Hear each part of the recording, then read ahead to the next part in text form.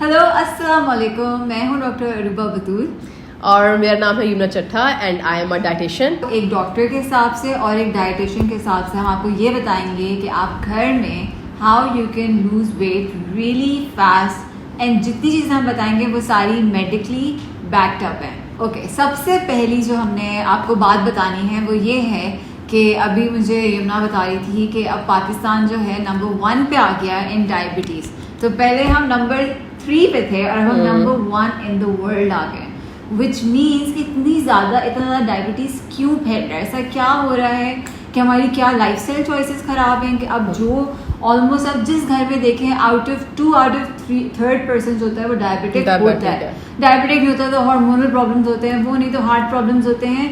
And आप जितनी भी मेडिकल रिसर्चेस पढ़ लें आपको बाद में ये पता चलेगा कि अ lot of it is influenced by आप क्या खाते हैं। बिल्कुल, इसीलिए सबसे पहले हम बात करेंगे कार्बोहाइड्रेट मैनेजमेंट की। और मेरा ख्याल है जब भी लोग वेट लूज करना शुरू करते हैं उनका पहला सवाल यही होता है कि कार्ब्स खाएं कि ना खाएं। पहला क्वेश्चन मार्क ही है, खाने के नहीं खाने। बहुत सारे जो मेरे ख्याल से गलत है वो लोगों को ये बताते हैं कि अगर आपने वेट लूज करना है तो आप रोटी चावल छोड़ दें और रोटी चावल छोड़ देंगे तो आपको सस्टेनेबल, देखिए सस्टेनेबल तरीका ही नहीं है। मैं जब भी इस बारे में बात करती हूँ मैं हमेशा बात करती हूँ कि आपने ना लाइफस्टाइल चेंजेस कुछ ऐसे करने हैं जो करते रहने हैं।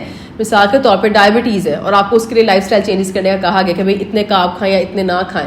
अगर आप जो है आज किया कल छोड़ा तो कल वापस आ जाएगी डायबिटीज़, उसका क्या है। तो जो लाइफस्टाइल चेंजेस होते हैं ना कि अगर आपको वो चीज़ बेहतर करनी है तो उसके लिए सस्टेनेबल तरीका है ही नहीं कि आपको एक न्यूट्रिएंट या मैक्रो न्यूट्रिएंट को कार्ब प्रोटीन और फैट कहते हैं, कोई एक मैक्रो न्यूट्रिएंट आप छोड़ दो कि मैं फैट छोड़ रही हूँ, मैं कार्ब छोड़ रही हूँ। क्योंकि एक आपको मैं ज़रूर बात यहाँ पर डिस्कस करना चाहूँगी कि अगर कार्ब्स में इतनी प्रॉब्लम होती तो अल्लाह ने हमारे लिए बनाने नहीं थे। The problem is in are serving size, हम कितने खा रहे हैं और कैसे मैनेज कर रहे हैं। जैसे कि अगर मैं कार्ब की बात करूं तो सबसे आसान तरीका अरूबा जो कार्ब लेने का है ना, नाश्ता शुड बी फुल ऑफ अच्छे कार्ब्स, ठीक है, कॉम्प्लेक्स कार्ब्स को रोटी वगैरह कहा जाता है। दलिया इस्तेमाल हो सकता है, डिफरेंट अनाज इन देयर प्योरेस्ट फॉर्म इस्तेमाल हो सकते हैं। ब्रेड वगैरह को छोड़ दें, बहुत बेकार चीज़ें हैं ये। बेशक आप ब्राउन ब्रेड ले रहे हैं, बता दें कि हमें क्या ब्राउन ब्रेड खानी चाहिए। बिल्कुल, मैं इसी पे आ रही थी। हमारे यहाँ पाकिस्तान में ब्राउन ब्रेड अच्छी क्वालिटी की नहीं मिलती। आप बेकरी आइटम्स छोड़ दें, किसी भी तरह का बेकरी आइटम आप ले रहे हैं, लोग ब्राउन रस्क ले रहे होते हैं, ठीक है, रस वगैरह का। हाँ जी, पहले रस आया करते थे नॉर्मल वाले, अब ब्राउन रस भी आने शुरू हो गए हैं। मुझे लोगों से पता चलता है कि भी मैं तो ब्राउन रस ले रही हूँ, वेरी हेल्दी, मैं ब्राउन रस ले रही हूँ या ब्राउन ब्रेड ले रही हूँ। नो, जब अल्लाह ने रोटी दी है, अनाज इन इट्स प्योरेस्ट फॉर्म होता है रोटी, तो आप रोटी खाओ, ठीक है। सो आपका नाश्ता जो है वो फुल ऑफ कार्ब्स हो सकता है।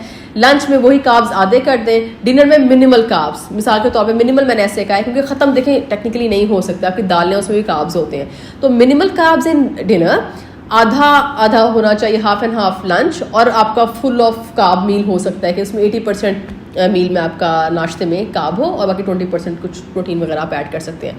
That's how you can easily manage carbs in your diet. Okay, अच्छा, ये हमारा था फर्स्ट पॉइंट। अब सेकंड पॉइंट हम बात करते हैं प्रोटीन। तो इस वीडियो में आप फैट्स भी खा सकते हैं, आप प्रोटीन भी खाएंगे, आप कार्ब्स भी खाएंगे, फिर भी आप वेट लूज करेंगे बिकॉज आप प्रॉपरली अपने सर्विस साइज को मेंटेन कर रहे होंगे। सेकंड बात है प्रोटीन। आप प्रोटीन को लोग प्रॉपरली यूटिलाइज नहीं कर रहे होते विदाउट नोइंग कि प्रोटीन से ही तो आपके बाल बनते हैं, प्रोटीन से आपके मसल्स बनते हैं, प्रोटीन और basically make up your entire body. तो उसको प्रॉपर यूज़ करने के लिए you need to make sure that आप एक एक्यूरेट सर्विंग साइज में उसको खा रहे हैं। जिस टाइम पे आप एक्टिव होना सुबह को लेके दोपहर तक आप कार्ब्स जो है अपने बेशक ज़्यादा यूटिलाइज कर लें। रात को आप because you are active, and रात को आप कॉन्सेंट्रेट करें कि आप ज़्यादा अपनी प्रोटीन बेस्ड डाइट रखें, ठीक है, उसमें आप कार्ब्स को कम कर दें। विच मीन्स वो क्या ले सकते हैं अगर रात को उन्होंने बेस्ट चीज़ क्या होगी। देखिए प्रोटीन में बहुत अच्छा खासा बड़ा ग्रुप है, उसके अंदर आपकी मीट वगैरह भी आ जाती है, लेंटिल्स आ जाते हैं, दालें वगैरह आ जाती हैं, बीन्स वगैरह आ जाते हैं। इनका आप कम्बिनेशन करके कुछ भी बनाएं। ये जो हमने ये भी चीज़ समझी हुई है ना, अक्सर लोग जब डाइटिंग कर रहे होते हैं ना वो सिर्फ टिक्के शिक्के खा रहे होते हैं। मैं हमेशा चीज़ जरूर कहती हूँ भाई चिकन ही है ना, उसको जैसे मर्जी बनाएं आप मेरी तरफ से उसको कंग पाव चिकन बना लें, कोई प्रॉब्लम नहीं है। रेसिपीज़ आपने खुद करनी है, मतलब अगर दाल और चिकन ही है ना, अगर आप दाल चिकन का सिंपल सालन भी बना सकते हैं, उसको थोड़ा सा और टेक्निकल और मिक्स दालें करके थोड़े से ओट्स वगैरह डालकर हलीम भी बना सकते हैं। तो बात तो आपके अपने टेस्ट बड्स की, आप किसी भी तरह उसको जो है मिक्स एंड मोल्ड और मिक्स और मैच कर सकते हैं चीज़ों का। थर्ड चीज़ हम बात करेंगे फैट्स के बारे में। फैट्स जो हैं, बहुत एक बड़ा मिसकंसेप्शन ये है कि अगर आपने वेट लूज करना है तो जो फैट है वो आपको मोटा करेगा तो आपने नहीं खाना। वो बात हाँ वहाँ तक ठीक है अगर आप अनहेल्दी फैट खा रहे हैं तो वहाँ पे ज़रूर नहीं खाना, मगर आपने हेल्दी फैट कंटिन्यू करने क्योंकि वो तो आपके ब्रेन के लिए बहुत इंपॉर्टेंट है। हेल्दी फैट जो है आपकी बेसिकली इवन हार्ट के लिए इंपॉर्टेंट है, वो आपकी लाइन करता है आर्टरीज को, यू नो। तो अगर आपने कम्प्लीटली कट आउट कर दिया तो आपकी बॉडी का एक बहुत बड़ा एक डिसएडवांटेज बन जाएगा। मगर अब आपने फैट कौन सा खाना है, वो हेल्दी फैट, और वो कौन सा हेल्दी फैट होता है हेल्दी फैट में पहले तो मैं एक मिसकंसेप्शन सा है मैं वो ज़रूर क्लियर करना चाहूँगी कि जब भी लोग हेल्दी डाइट हम खाना शुरू करते हैं तो हम अक्सर क्या कर रहे होते हैं कि हम फ़ौरन से ना कहते हैं कि अच्छा देसी घी या बटर पे आ जाए। आप अपना मील जो है कोशिश करें देसी घी या बटर वगैरह में कुक ना क्या करें। जितनी चीज़ें अच्छी है बच्चों के लिए, बढ़ते बच्चों के लिए, क्योंकि उनकी बॉडी यूटिलाइज बहुत करती है। आपने ये बात याद रखनी है हमारी बॉडी की यूटिलाइजेशन विद एज कम से कम होती रहती है इन चीज़ों की, पर इसका हरगिज़ मतलब ये नहीं कि आपने निकाल देना है इसको।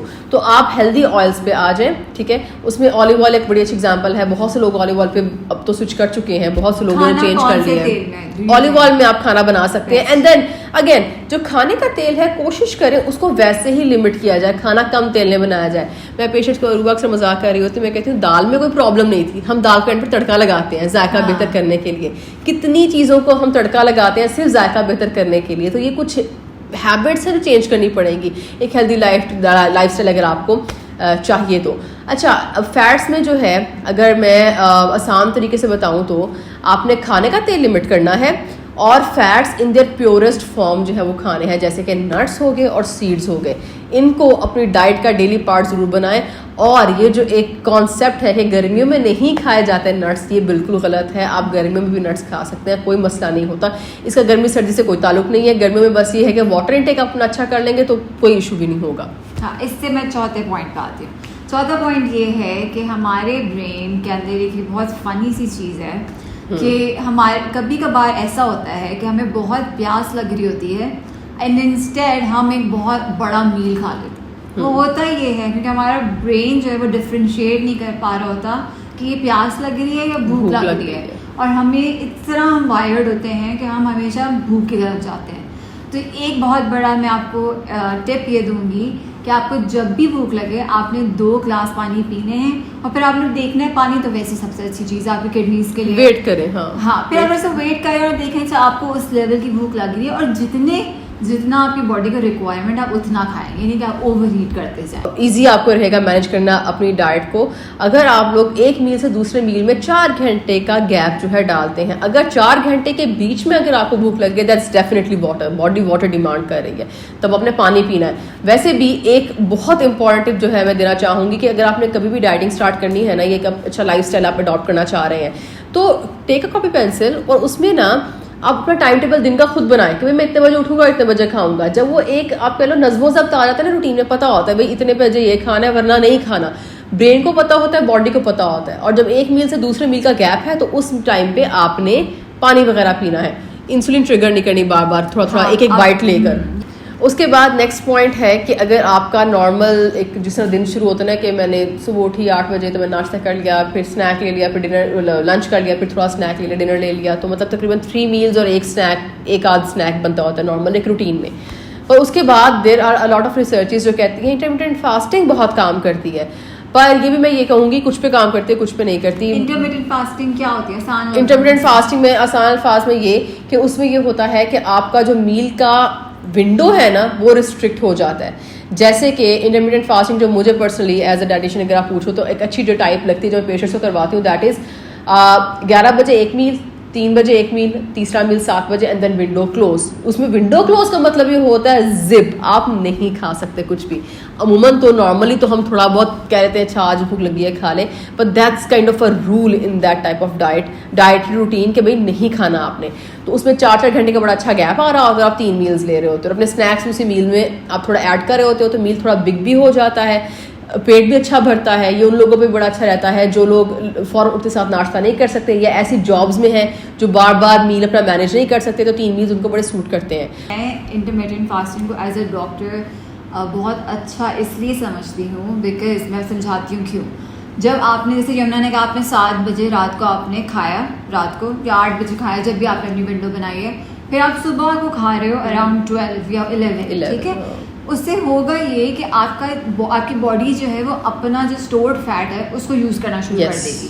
अगर आप उसको फीड करते रहोगे तो उसके पास टाइम ही नहीं होगा अपना रिजर्व को हटाने के लिए। अब फॉर एग्जांपल आपका फैट यहाँ जमा हुआ है, यहाँ जमा हुआ है, मगर आप रात को कुछ खा रहे हो तो पहले बॉडी आपकी वो बर्न करेगी जो आपने खाया है, उसके बाद टाइम ही नहीं होगा यहाँ वाले फैट को टारगेट करने के लिए। तो इसलिए इंटरमिटेंट फास्टिंग, इसके अलावा बहुत उसके बेनिफिट्स हैं ब्रेन की टोन्स वगैरह के लिए, बट फॉर नाउ आप यही बेनिफिट समझेंगे, ये भी बहुत बड़ा बेनिफिट है। It's very good for diabetic patients से, बड़ी अच्छी सूट करती है अगर कोई कर पाए तो।